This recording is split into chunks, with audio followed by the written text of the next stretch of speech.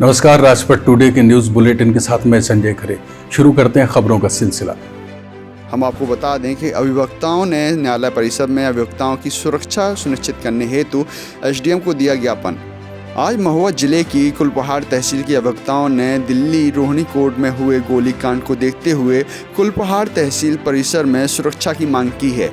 हम आपको बता दें कि अभिवक्ताओं ने एसडीएम को दिया ज्ञापन। तहसील परिसर में सुरक्षा की दृष्टि को देखते हुए डिडक्शन मशीन लगाने व मुंशी स्टाफ वेंडरों को पहचान पत्र देने की मांग की है। बार एसोसिएशन के पूर्व अध्यक्ष मोहम्मद शकीर ने दिल्ली रोहिणी कोर्ट गोलीकांड में भेष बदल कर आए लोगों ने एक व्यक्ति की हत्या कर दी, उसको देखते हुए कुलपहाड़ तहसील में सुरक्षा की मांग की है। वहीं बार एसोसिएशन के महामंत्री रविंद्र उपाध्याय ने कहा कि जब तक हमारी मांग नहीं मानी जाती तब तक हम लोग कोर्ट में काम नहीं करेंगे। इस अवसर पर एडवोकेट शकीर खान, ब्रजेंद्र द्विवेदी, संदीप खरे, रविंद्र उपाध्याय, सुशील द्विवेदी, संदीप पांडे, राघवेंद्र चंदेल, कौशलेंद्र राठौर, अन्य तमाम अधिवक्ता मौजूद रहे। जी, आप लोग एसडीएम साहब को किस बात का ज्ञापन देने आए थे? दिल्ली हाई कोर्ट में जो रोहिणी कोर्ट में जो गोलीकांड हुआ है उसके हम लोग विरोध में कि जो यहाँ हमारे तहसील है उसमें डिफेक्टर एक मशीन भी लगना चाहिए, जिससे पता तो चले कि कोई व्यक्ति कुछ लेके आया है या सीधी आया है। और दूसरी चीज़ यहाँ वकीलों की सुरक्षा भी सुनिश्चित होना चाहिए। जब वकीलों की सुरक्षा सुनिश्चित हो जाएगी तभी हम लोग हाई कोर्टों में काम करेंगे, जब हम लोग कोर्टों में कोई काम नहीं करेंगे। बहिष्कार करते हैं। आपका नाम? रविंद्र उपाध्याय, मैं महामंत्री हूँ बार एसोसिएशन तहसील कुलपहाड़ का। ठीक। नजर डालते हैं अगली खबर पर। यह खबर है शहडोल से, जहां शहडोल पुलिस ने आईपीएल क्रिकेट मैच पर लाखों रुपए का सट्टा लगाने वाले एक नेटवर्क का पर्दाफाश किया है। टेक्नोलॉजी का उपयोग कर रहे ये सटोरी आईपीएल शुरू होते ही इस कारोबार से लाखों का सट्टा लगा रहे थे। इन गिरफ्तार सटोरियों से पुलिस ने 2,94,000 नगद, एक कलर टीवी, सेटअप बॉक्स और 4 मोबाइल फ़ोन जब्त किए हैं। गौरतलब है कि क्रिकेट का खेल स्वास्थ्य मनोरंजन का बेहतरीन जरिया है। लोग क्रिकेट खेलने के साथ साथ देखना भी पसंद करते हैं। क्रिकेट के प्रति इस प्रेम का जुनून का फायदा जिले के सटोरी उठा रहे थे, जिन्हें पुलिस ने धर दबोचा। मुखबिर की सूचना के आधार पर शहडोल के राकेश गुप्ता उर्फ ललुआ धरोला मोहल्ला अपने घर में Chennai super king Kolkata night Riders के बीच चल रहे आईपीएल क्रिकेट मैच में सट्टा हार जीत का दांव लगाकर सट्टा खिला रहा था। पुलिस टीम ने दबिश दी और रंगे हाथों पकड़ा गया। वहीं आरोपी के विरुद्ध थाना कोतवाली में मामला दर्ज कर लिया गया है। वहीं प्रकरण में ललुआ गुप्ता का सहयोगी क्रांति उर्फ दीपक कुमार फरार है। राजपथ टुडे के लिए शहडोल से जुगल किशोर मिश्रा की रिपोर्ट। 2,94,000 रुपये बरामद किए हैं। एक एलईडी टीवी बरामद की है, लैपटॉप बरामद किए हैं, मोबाइल बरामद किए हैं। ललुआ गुप्ता को इसको गिरफ्तार किया गया है। एक आरोपी इसमें फरार है। पुलिस की टीम की नेतृत्व जो है सोनाली गुप्ता कर रही थी। इनके साथ में टीआई कोतवाली और इनकी टीम ने इस काम को किया है। 2,94,000 रुपये नकद बरामद हुए और आईपीएल का बहुत सारा हिस्सा भी बरामद हुआ। सारे मामले में पंजीकरण करके इसको व्यवस्था की जाए और भविष्य में भी इस प्रकार की और अच्छी कार्रवाई करेंगे। नजर डालते हैं अगली खबर पर। यह खबर है महुआ से, जहां पंडित दीनदयाल उपाध्याय की जयंती के अवसर पर महुआ जनपद के चारों ओर विकास खंडों में गरीब कल्याण मेला का आयोजन किया गया। इस दौरान गरीबों एवं जन सामान्य को सरकार द्वारा संचालित कल्याणकारी योजना की जानकारी उपलब्ध कराई गई तथा पात्र लाभार्थियों को योजनाओं से लाभान्वित किया गया। इस मौके पर जिला पूर्ति विभाग द्वारा प्रत्येक विकास खंड में कैंप लगाए गए, जिसमें पात्र व्यक्ति राशन कार्ड से संबंधित कार्य तथा नए राशन कार्ड एवं यूनिटी संशोधन आदि के कार्य किए गए। महुआ मुख्यालय के कबरई विकास खंड में यह मेला जिला सेवा योजना सभागार में आयोजित किया गया, जिसमें मुख्य विकास अधिकारी डॉक्टर हरिश्चंद्र सिंह तथा चरखारी के भाजपा जिला अध्यक्ष जीतेंद्र सिंह सेंगर मुख्य अतिथि के रूप में उपस्थित रहे। इस मौके पर अन्य विकास खंडों में भी मौजूद जनप्रतिनिधियों ने सरकार के संचालित कार्यक्रमों व योजनाओं के बारे में विस्तृत जानकारी उपलब्ध कराई। साथ ही प्रगतिशील किसानों को उनके अच्छे कार्यों के लिए सम्मानित किया गया है। किसानों को कितना फ़ायदा मिलने वाला है? देखिए, किसान कल्याण मेला जो किया गया है उसमें किसानों के साथ साथ जो है इसमें जो राज्य सरकार या भारत सरकार द्वारा जो अन्य योजनाएं भी किसानों के लिए और हमारे जो अंत्योदय के लाभार्थी हैं, जो अंत से जो गरीब से गरीबतम हैं, उनके लिए जो योजनाएं हैं उनका भी प्रचार प्रसार किया जा रहा है। और किसानों की आप जानते हैं कि आय को दोगुनी करने के लिए, आय को बढ़ाने के लिए जो भी जो है चीज़ें अपनाई जा रही हैं, उसमें एक चीज़ का और ध्यान रखा जा रहा है कि जो हमारी जो जैविक खेती है उसको प्रमोट किया जा रहा है और उस पर जो है ज़्यादा। और दूसरी चीज़ है परंपरागत खेती को छोड़ करके जो हमारी जो कैश क्रॉप है, जैसे यहाँ पर आपके दादरी उदरी में तुलसी की खेती वगैरह जो हो रही है, इस पर ज़्यादा जो है हम लोग फोकस करना चाहते हैं कि बुंदेलखंड के किसानों की आय बढ़े।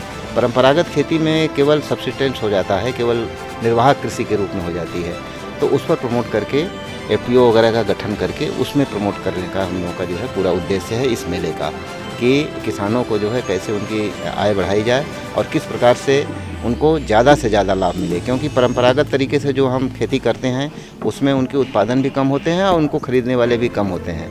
अब ज़्यादा जो है जैविक खेती और जो है आपके ऑर्गेनिक खेती पर जो है फोकस किया जा रहा है।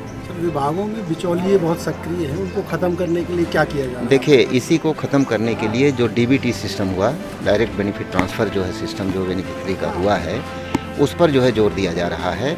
कोई भी अब स्कीम ऐसी नहीं रह गई है, चाहे एग्रीकल्चर का हो, चाहे आपके हमारी विधवा पेंशन, वृद्धा पेंशन, विकलांग पेंशन का ही हो, चाहे आपके प्रधानमंत्री आवास वगैरह की हो, उसमें कहीं भी ऐसा नहीं है कि किसी के द्वारा उसको मिलता है। सूची ऑलरेडी हमारी वेबसाइट पर है, उन्हीं को मिलना है और वो आए न आए उनके खाते में पैसा जो है चला जाता है। तो डायरेक्ट टू बेनिफिट जो हम दे रहे हैं बेनिफिशरी को, वो जो है हमारा इसी बिचौलियों को ख़त्म करने का प्रयास है। इस किसान यंत्र के लिए जो साइट खुलती है, तो यहाँ पे जो किसान बैठे रहते हैं, साइट खुलती नहीं है, खोल बताती है, तो ये कहाँ जाता है फिर? क्यों होता है? ये प्रॉब्लम है, ये प्रॉब्लम है साइट की, उसको भी रिजॉल्व किया जा रहा है। उसमें जो है मंडल स्तर पर खोलने का जो है उस प्रयास किया जा रहा है कि उसका ऑप्शन हाँ मंडल स्तर पर खोला जाए ताकि वो समस्या का समाधान हो सके। Thank you. नज़र डालते हैं अगली खबर पर। यह मामला है बक्सवाहा से, जहां एक और देश और प्रदेश के समाज सेवियों ने बक्सवाहा के जंगलों को बचाने के लिए कई मुहिम छेड़ी थी, बल्कि कुछ लोग तो कई महीनों तक अनशन पर तक बैठे थे। या हम यूं कहें कि वर्तमान में भी कुछ लोग बक्सवाहा के जंगलों को बचाने के लिए प्रयासरत हैं। वहीं बक्सवाहा क्षेत्र में रहने वाले लोगों की अगर हम माने तो वहां का आलम कुछ और ही है। वहां के 17 गांव के बेरोजगार लोगों ने मिलकर एक्सल माइनिंग के डायमंड प्रोजेक्ट को जल्द चालू कराने के लिए चिट्ठियों के माध्यम से प्रधानमंत्री से गुहार लगाई है। दादा, आप यहाँ काम कर रहे हैं, आपके यहाँ रोजगार की क्या स्थिति है, काम धंधा और क्या चाहते हैं? हम तो काम धंधो चाहते हैं को काम 10-15 किलोमीटर दूर दूरी का काम खुंज जाए, जो मिलेगा 2-4 दिन में वही ऐसा होकर रेगुलर मिलता है कहीं। हम लोग तो ये चाहते हैं कि मान लो रोज़गार, हम लोगों को रोज़गार मिले।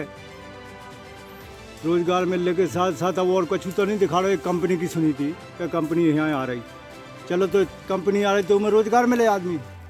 उसमें सुनने मिली कि कोई बाहरी विरोध कर रहा है, कम जो हो रहा हो। हम 17-18 गाँव वाले ये चाहते हैं, हम उनमें सहमति में हैं कि हम लोगों को कंपनी आना चाहिए, हम लोगों को यहाँ मजदूरी मिले। बेरोजगार है, यहाँ कहीं मजदूरी तो है नहीं है, तो हमारे क्षेत्र को मान लो कंपनी की अवस्था है कि कंपनी मिले तो हम लोगों को भी काम मिल जाएगा। यहाँ बेरोजगारी चरम पर है, आप इतनी दूर आके काम कर रहे हैं जी, क्या आप लोग अपनी बात क्या रखना चाहते हैं शासन से? हम लोग ये रखना चाहते हैं कि हम लोग गांव से यहाँ पे कम से कम 10 किलोमीटर मजदूरी करने आ रहा है, जो कि वन विभाग से यहाँ पे लेंटाना पटाया जा रहा है, उसके लिए आ रहा है।